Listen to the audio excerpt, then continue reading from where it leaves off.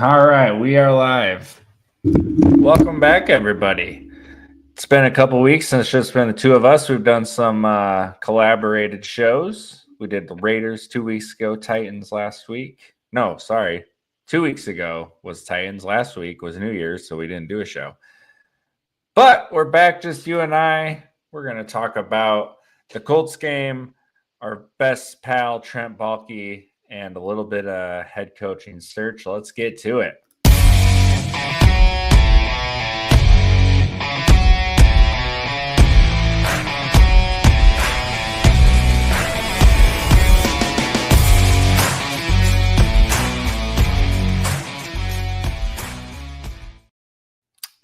As always, how much fun does that intro video look? We got to change it a little bit. Dougie P's on there. Oh, no. Yeah, we're going to have to get on that one. Josh, how's it going, buddy?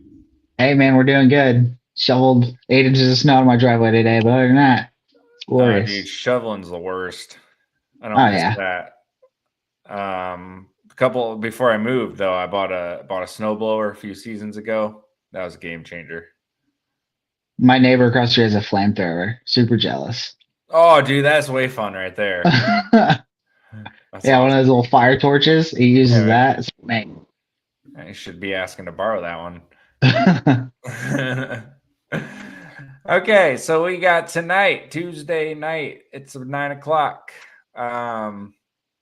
We've had a couple of days here with some news, but first, let's talk about the Colts game. You, my friend, were at the game. So, how was it? Game was fun, man. The Jags made it interesting. I thought we were going to get the most hilarious ending possible with a tie in what was Doug Peterson's last game. But it was a good game overall. Brian Thomas got his, so that was important. Besides that touchdown, that should have got challenged. But, we got what we wanted. We lost, and Doug's gone. Yeah, I was tilting. I played Brian Thomas in DFS. In the tournament I played, I missed cash by less than a point. So if Doug challenges that play, I win some money. So screw you, Doug. Yeah, one last F you to old Schultzy. Yeah, absolutely. That was personal. He knew it. Oh, Schultzy played BTJ today. I'm not getting him that touchdown.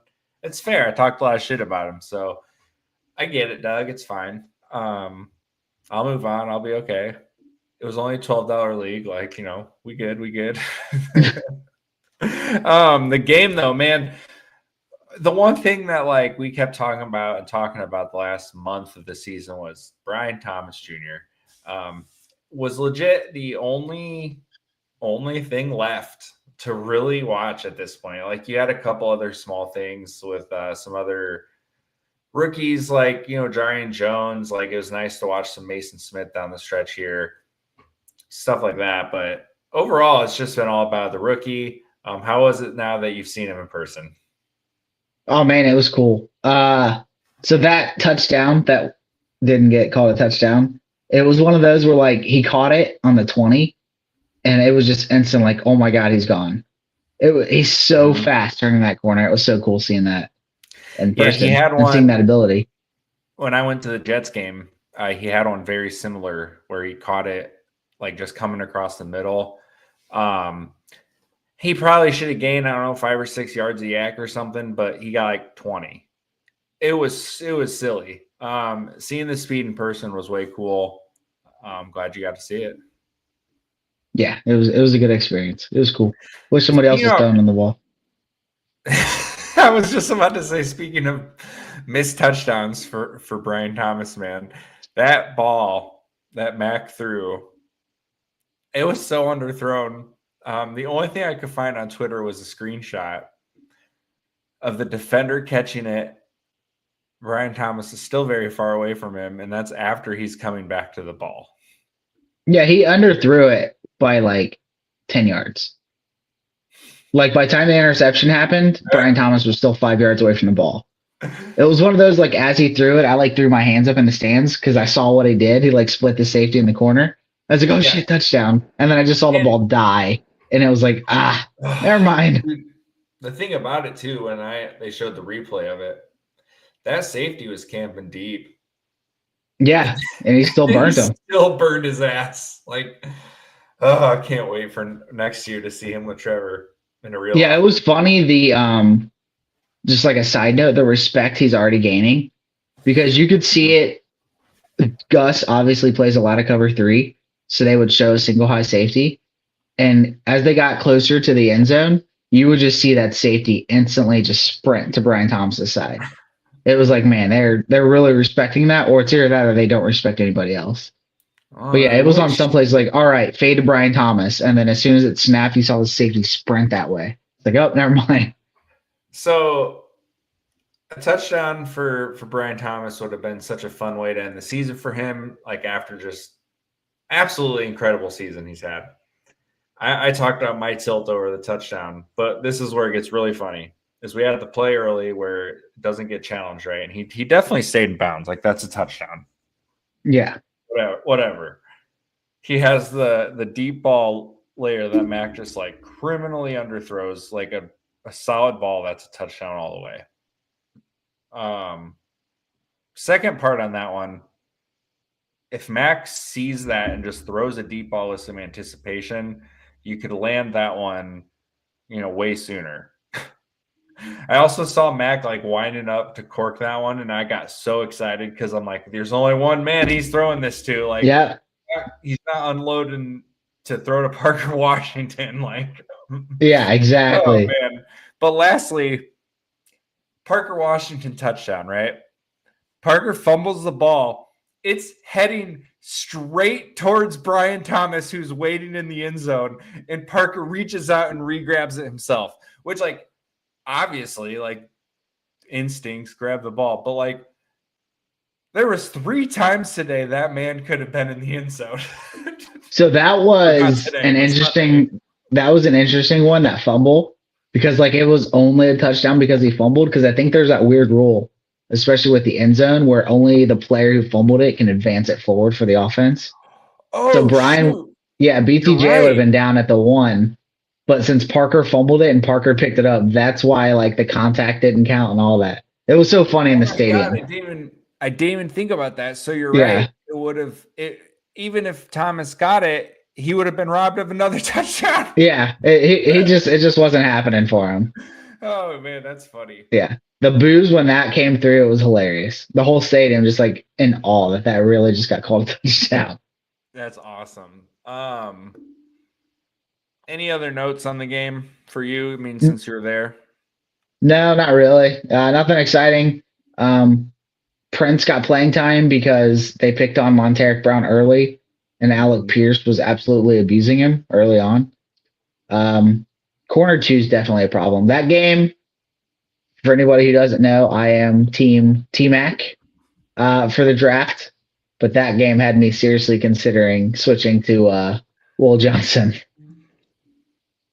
Yeah, it's the cornerback 2 spot is it's an absolute problem. I mean, we've got to anticipate Jones staying inside, right?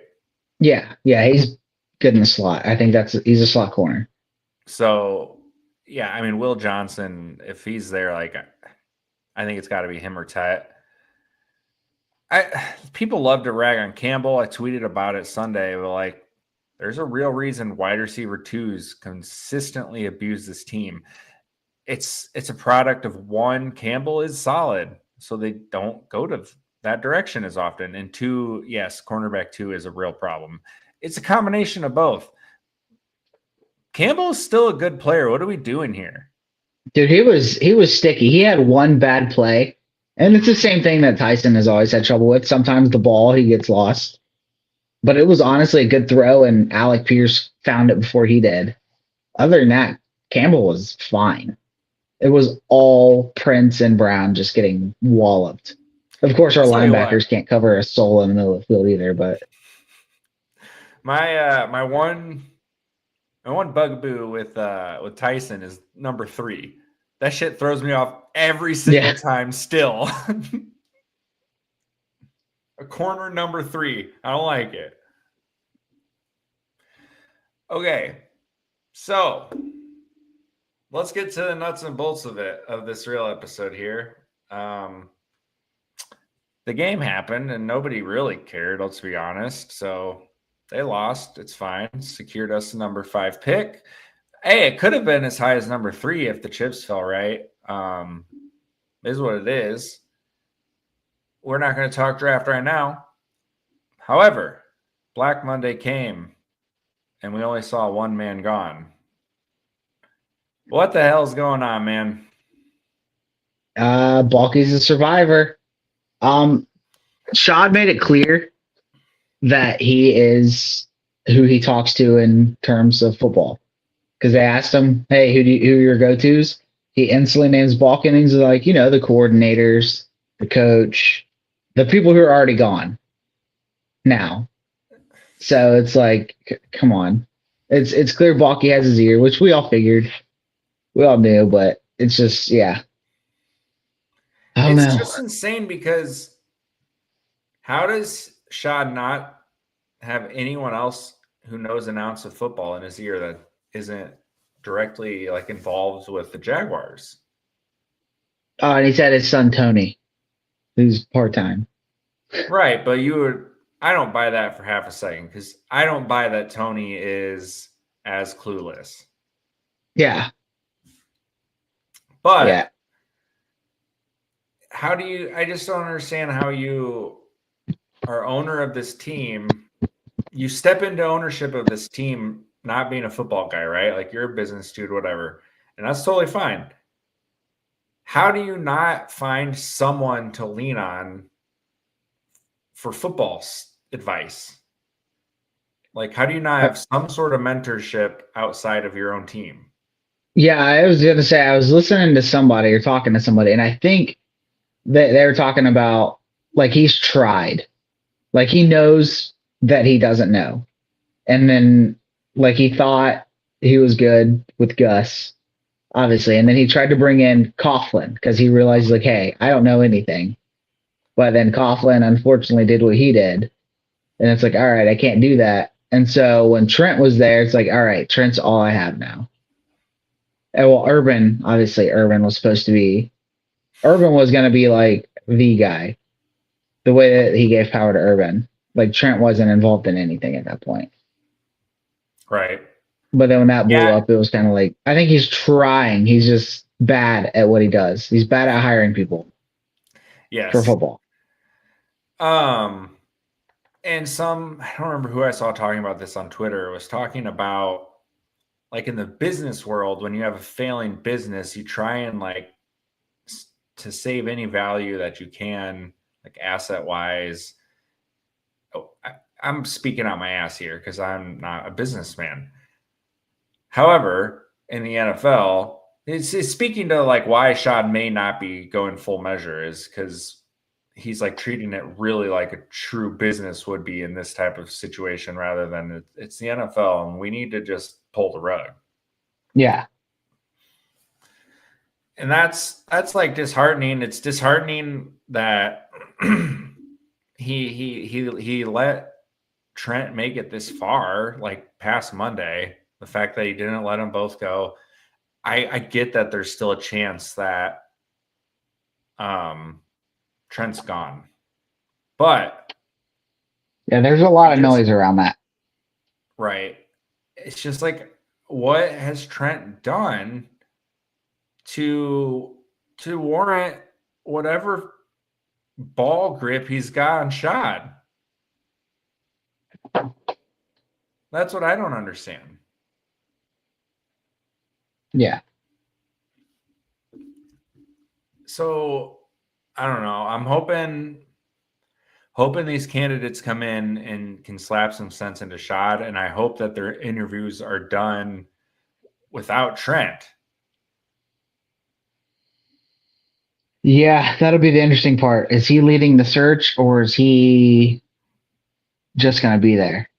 Now, I don't think that the candidate list is him. I think this is like the search firm or whatever, because when you look at the list of guys in 22, that was just a shit list of guys. And there were some other coaches in that cycle who we didn't even have a chance at because Trent.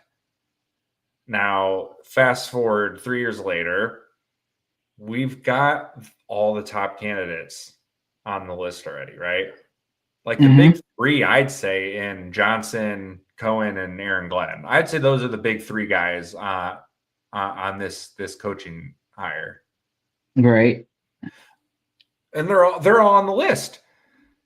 And one, notably, Ben Johnson, who the information that came out today was like he was hard on that he wanted this job. He was very intrigued by it. And then when Trent stayed, he was pumping the brakes pretty hard.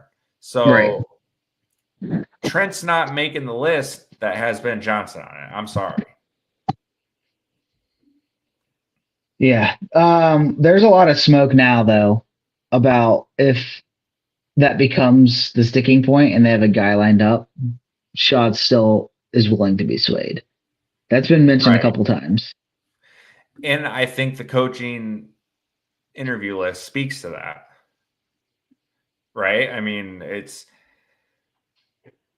you don't have the list of the top guys ready to lined up, requested to get into the door if the possibility of ditching Trent to the curb is not there, because we saw that 3 years ago. I'm blanking on who the guys that cycle they missed on. Wasn't O'Connell that year? Yeah, but that was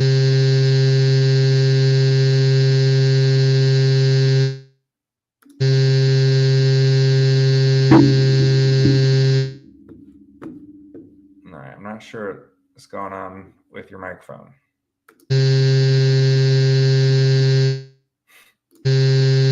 Got a weird buzzing.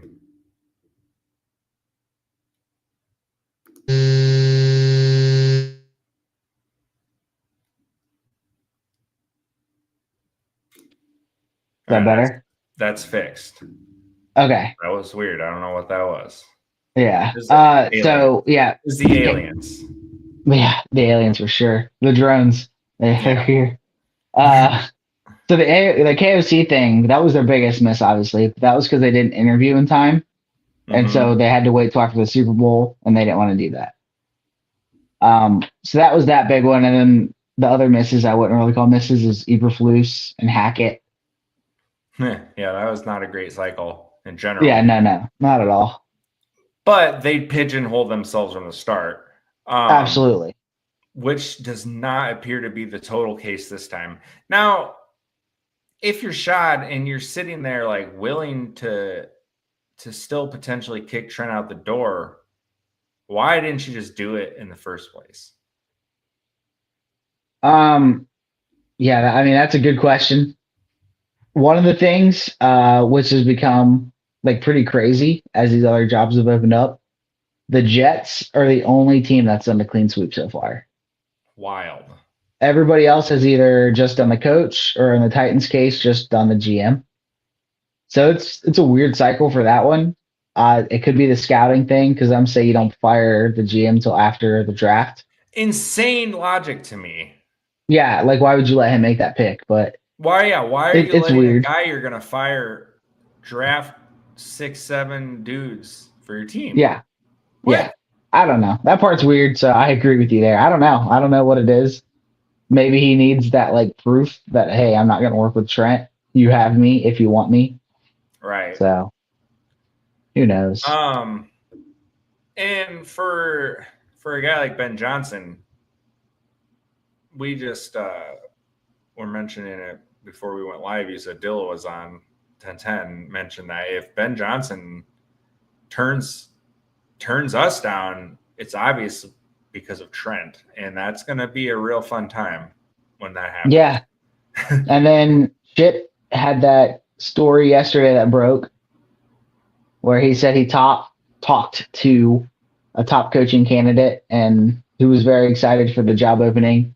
But the second they realized Trent was involved, was cooling down on it. And people quickly connected those dots to that's probably Ben Johnson. So absolutely. Yeah, it's going to be. If you're Ben Johnson, like obviously, you got to come in here with the sell of I want to bring my own guy. Yep. I would be dissuaded or discouraged if I were Ben Johnson by keeping Baalke. I'm still chasing the job, though, and here's why. You want to go to the Bears in that division? No. I don't care what you think about Caleb Williams. If you think Roma Dunze is good, like some young, nice defensive pieces there.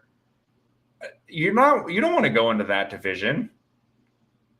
You want to go to the AFC West and play with the Chargers and the Broncos and the Chiefs? No. You look at all the other jobs that are open. In Chicago and Jacksonville have kind of been the big two, like as far as attractive openings. Why would you want to go anywhere else besides the AFC South? You've got the Texans took a huge step back, right? There's some chinks in the armor there, and they can be had. You move down, you got the Colts. Whatever's going on with AR, that's going to be a mess. Like, there's dysfunction in the organization there with their quarterback. That's going to be something to watch going forward. You got the Titans, who just benched their quarterback they took in the second round. They just fired their GM. They have an offensive coach who couldn't even score points against the freaking Jaguars in 2 games. Why would you not want to join the AFC South and coach the Jaguars? The reasonings are there. And then Baalke's selling point is the other job you want also has a GM in place. So fair, yeah. Let's talk coaches. So we've got the list of request. I don't think there's a rhyme or reason to the order the team listed these, because this was from their Twitter page. Like, they made a graphic of the guys they're bringing in. I'm listing them as the order they were listed on that graphic.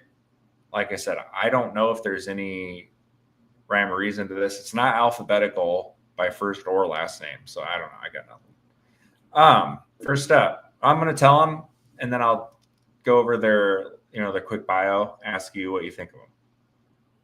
All right, Kellen Moore. Right now, currently, Eagles offensive coordinator. I thought he's done a good job with that offense, especially considering where they kind of got a little stagnant down the stretch last year. But how much of that's a factor of Mr. One Saquon Barkley? Joined the Cowboys staff immediately after his playing career in 2018. QB coach, then was offensive coordinator for 4 or 5 seasons. Yeah, 5 seasons, 2019 and 23. And then last year was the Chargers OC. Kellen Moore, thoughts? He's young. He does some cool things on offense. He's adapted to Jalen Hurts and what he likes to do and not do. He would probably be towards the bottom of my wish list, just because there have been instances throughout his coaching tenure where there are times where the offense just dies. There were times with the Chargers last year. There was times this year with the Eagles where there was just no passing offense. It was all Saquon. And then it happened with the Cowboys too. So I wouldn't love it. I wouldn't love it, wouldn't hate it. Right. Todd Monken. So right now, Ravens offensive coordinator. You may know the name as the Jags wide receiver coach from 2007, long time ago, to 2010. And then was Southern Miss head coach for a couple seasons, then moved back to the NFL with the Bucs, offensive coordinator for a few seasons, Browns offensive coordinator in 19, and then moved back to college with Georgia for 3 seasons as offensive coordinator, QB's coach, before linking back with the Ravens this year. What do you think about Monken? Monken's out because he couldn't even keep Matt Jones off of sauce while he was in Jacksonville the first time. No, he'd be fun. He'd be fun. He does some cool stuff with Baltimore, but you have to ask yourself how much of that is Lamar, how much of that is Monken. He does some really good stuff, but age is obviously a thing. He's Doug's age. How old school is he? Stuff like that. But Yeah, who's his staff going to be? This would be a lower on my list guy. I think like offensively, like he'd be okay. Yeah, I have a middle of the pack for me.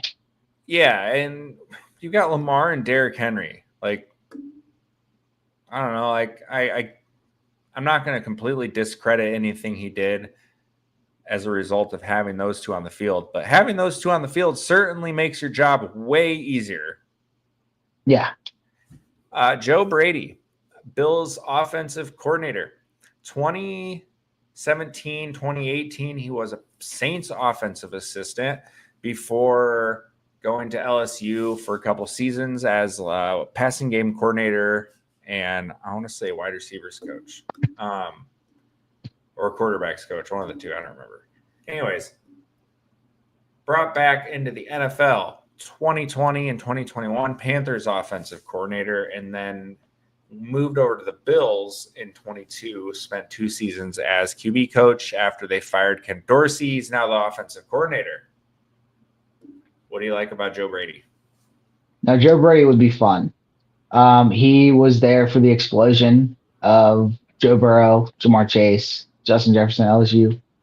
If you look at those Panthers teams, offense wasn't the problem. He was scapegoated. Like they were bad. Like Matt Rule was a terrible coach.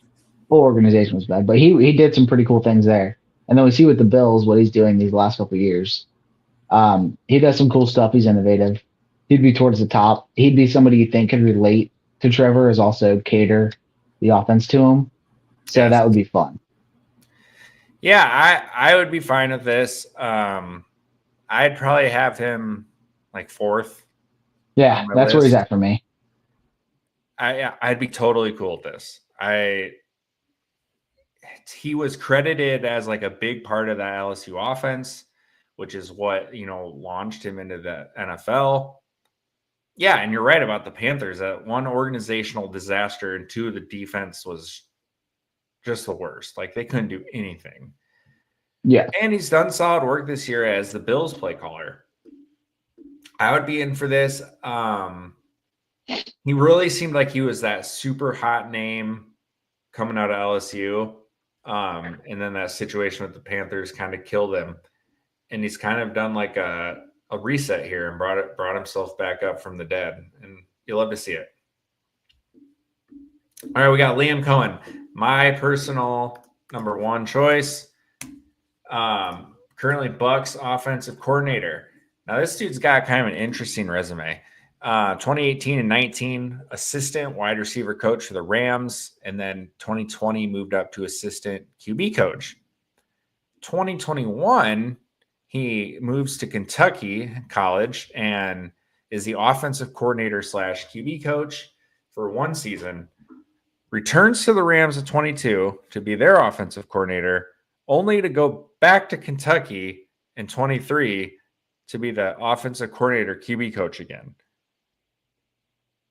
To where then in 24 this year, he's back with the Bucs, not back with the Bucs. He is the Bucs offensive coordinator. Do you have any idea why the flip-flop back and forth with them? Rams and Kentucky? Kind of odd. I don't know why there was that flip-flop, but he helped Will Levis become a draftable quarterback. Yep. So that's a notch.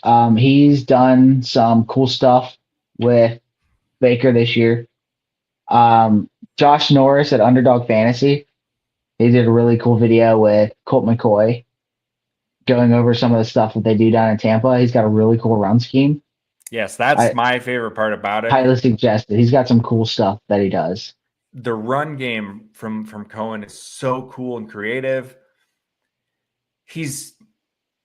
What he's done with those 2 backs is so cool, and there's 2 guys that are typecasted very similarly. Imagine what he could do with a true like thunder and lightning duo. Yeah, he's my 1A with Ben Johnson. I would say they're like 1A, 1B. Yeah, but I think I lean Coen a little bit. The thought when we drafted Tank, I had the thought of like the Thunder Lightning kind of David Montgomery, Jahmyr Gibbs kind of vibe. Now, neither guy is probably as good as their counterpart in Montgomery and Gibbs. Let's be real. However, man, I was excited. Like these two could, we could have some fun playing off each other here, and it just hasn't happened. Scheme wise, I'm not surprised, but man, give me the guy who could really mess you up with those two. That would be fun. And it's only going to put Trevor in great spots. Like, look at what this run game has done for Baker. I want that for Trevor. So now next is Ben Johnson. And then so Johnson's got a wild resume. He's just been one of these dudes who's been all over the place, from Boston College tight end coach to Dolphins, offensive assistant, quarterbacks coach, tight ends coach, assistant wide receivers coach, all with the Dolphins, and then the wide receivers coach. Then in 2019, he moves to the Lions, right?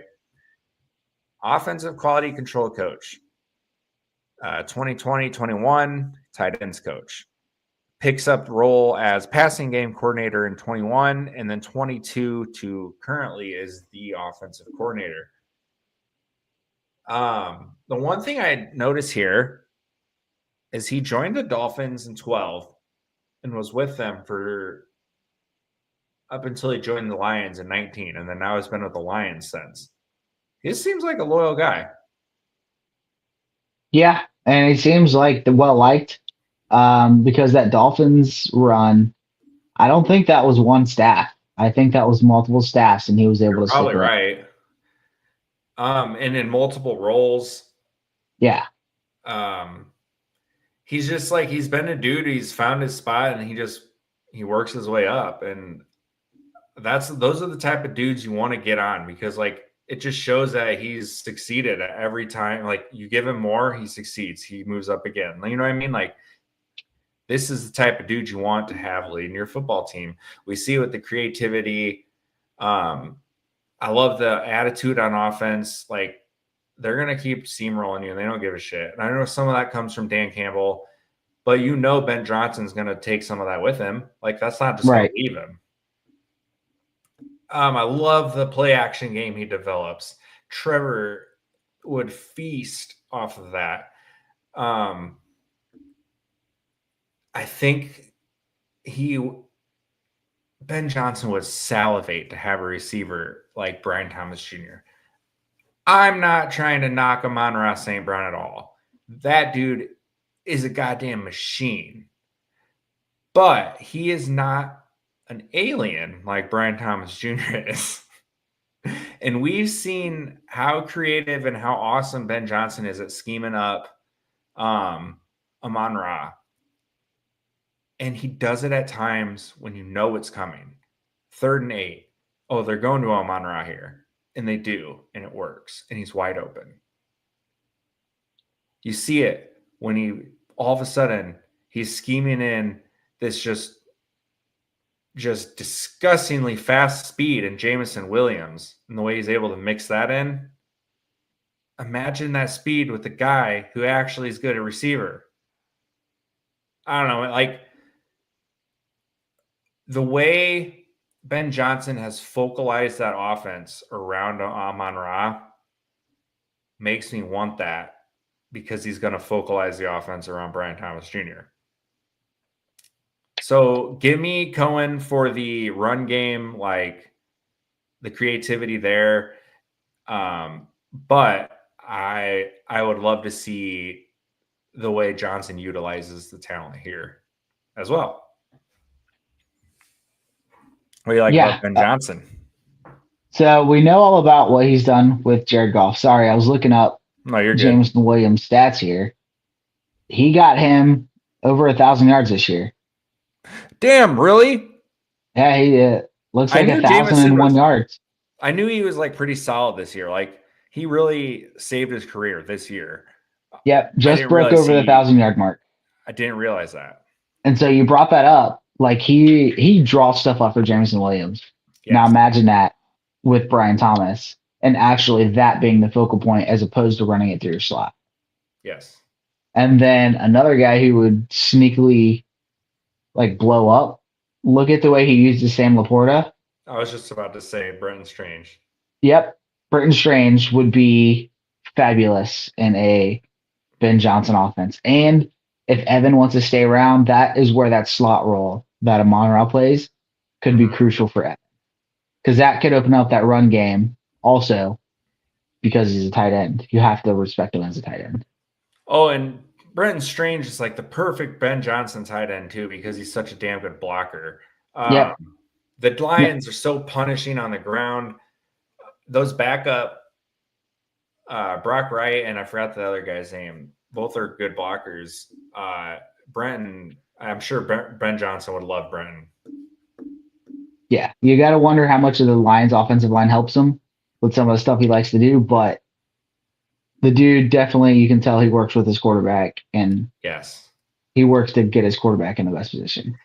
Yes, and it comes back to, for me, Coen. I love the run game. Ben Johnson, I love the friendliness to the quarterback and utilizing your talent. All right, moving on. We got a couple more. Aaron Glenn. Now, this is an intriguing one.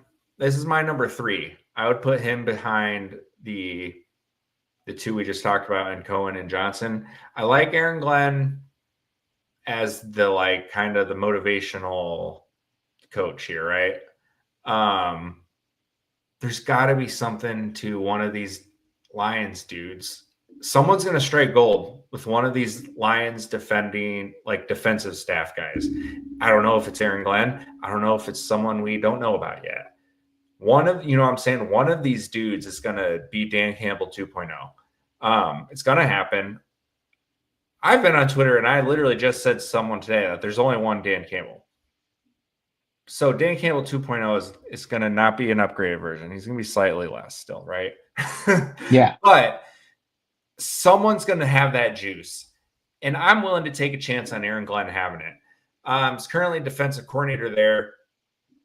He was a solid defensive back in the league, but then was a Browns assistant DB coach a few years and then was the Saints DB coach for 5 seasons before moving over with Dan Campbell. I trust Dan Campbell in the fact that he's he is the epitome of culture guy, right? Like that's Dan Campbell. He's got the culture thing nailed so hard that I trust his hiring, right?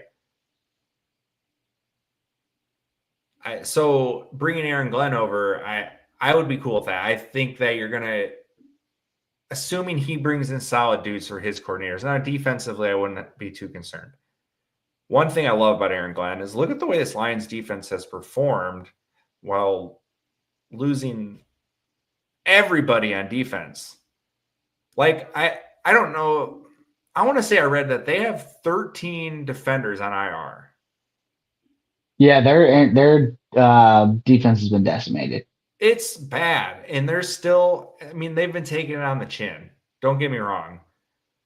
But they're still figuring it out and they're still playing okay ball for a team that is where they're at.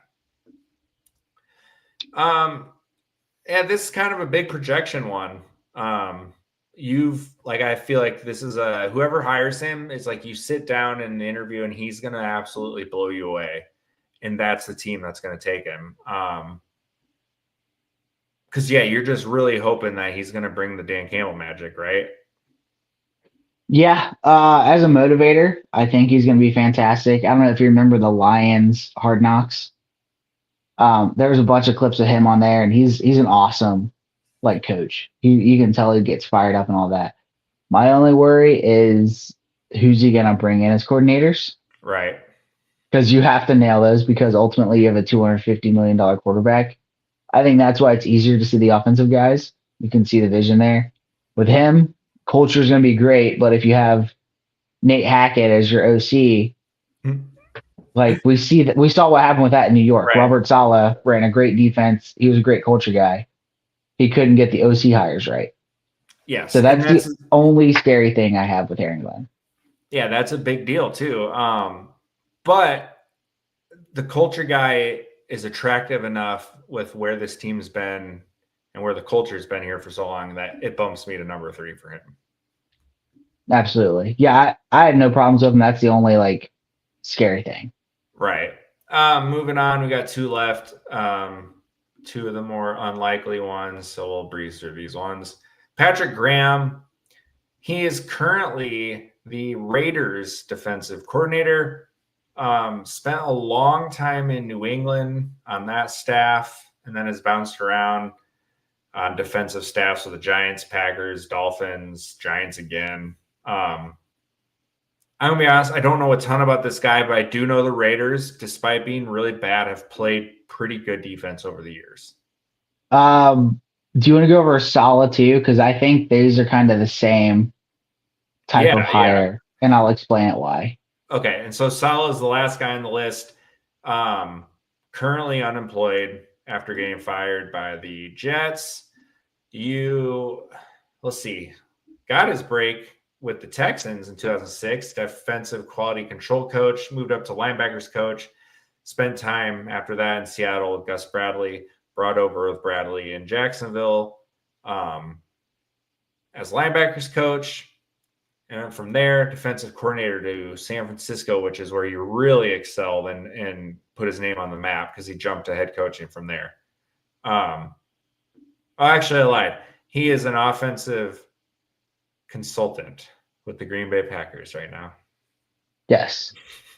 So these two, I don't want as head coaches, but like I said, I think they fit the same mold as both Patrick Graham and Robert Saleh are well-known defensive guys. Saleh is a real good culture guy. I think these are more your defensive coordinator, assistant head coach interviews. Mm-hmm. I put this on Twitter earlier in regards to Saleh. Like, I think they would be fabulous for these young offensive guys. You bring in a Ben Johnson, you bring in a Liam Coen. They may not have the chops to like fully lead a locker room yet, but then you pair him with a Patrick Graham or Robert Saleh, and you have that culture setter as well as your DC built in. And so I think that's where these two fall. Yeah, and I love that role for both guys because with Coen and Johnson, like you got to nail the defensive coordinator. And I think both these dudes, they've got the resumes that where you don't have to worry about the defense a ton. The Raiders were absolutely terrible the last few years, but he had them playing good defense in Patrick Graham. And then you look at Saleh. I mean, the talent with the 49ers was there, but those defenses when he was the coordinator were ridiculous. So, and same with the Jets. Like the Jets were always a solid defensive team when he was there. So, you just zero worry. But I think you make a great point with the assistant head coach thing as for pairing with the young guys. You got any other final thoughts on the coaching search? I'd be interested to see if we get a Pete Carroll or something request coming down soon. Because he's obviously kind of a weird one. Yep. So I'm waiting for that one. If they sniff Vrabel, see if they get that. I think he's a Patriot, so it doesn't really matter. We already talked about that one, but that would be another. Yeah, that one feels really obvious. Do they try to talk Leftwich into coming back? I doubt it. I bet you the bridge is burned on his side. Yeah, you're probably not wrong. But I'm just waiting for one of those type of names. What surprise are we going to get when we start to see, hopefully not, Ben Johnson decline this interview? But apparently Liam Cohen's a belle of the ball. I forget who put that out there, but they absolutely love Liam Coen. I think it was Mia. Yeah, I don't know. I don't remember. All I gotta say, final thoughts from me is make it 1A or 1B, please. Yep. Please. All right, that's all we got. We are going to get out of here. We will be back. I don't know when. Within a week or two, we're going to do a season review. But we wanted to hit on the coaching stuff tonight. And you know what? There might be we might have some news to talk about before then anyway. So who the hell knows with this team? All right. Peace out. See ya.